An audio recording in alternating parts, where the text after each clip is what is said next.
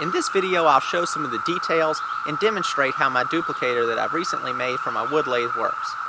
We'll go into the shop, look at some of the parts, and I'll demonstrate turning an actual leg to a table. Let's get started. Here we are at the lathe, and this is the duplicator and the cutter. I guess the whole thing would be considered the duplicator. Got to come up with names for these different parts to where I'll be able to talk about it. Until then I'll just be calling everything a thing. But there's the template mounted to the actual, I guess you could call that the base or the surface of it. And you can see right there it's just got a strip of wood that is as wide as the gap between the two parts of my bed, and that's how it just sort of indexes into the right spot. And then that is bolted on there in 3 different places with some long Allen bolts. And then underneath, we'll see if we can get a shot of that. You can see there I got these little oak pieces with T-nuts under there, and then they just run in, and as it tightens they turn sideways and catch and hold it down. And so there's the template that bolts down in 3 places. And this is a template for some legs that I'm going to these farm tables where I'm making bunches of them. So this just helps me speed things up, and I rough them out on this, and then I rough out a bunch of them and then take the jig off and then put them back on the lathe in the same position they came off and clean them up by hand.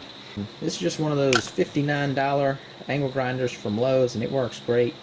I've had cheaper ones and they get so hot they burn out, and this one I can get so hot that I have to wear welding gloves, and I've had to set the thing down from using it for so long, and it just keeps on running strong. So I'm a big supporter of these, and like I said, this is a King Arthur wheel on here, and you can get those all over the place on the internet. I think they even sell them at Harbor Freight.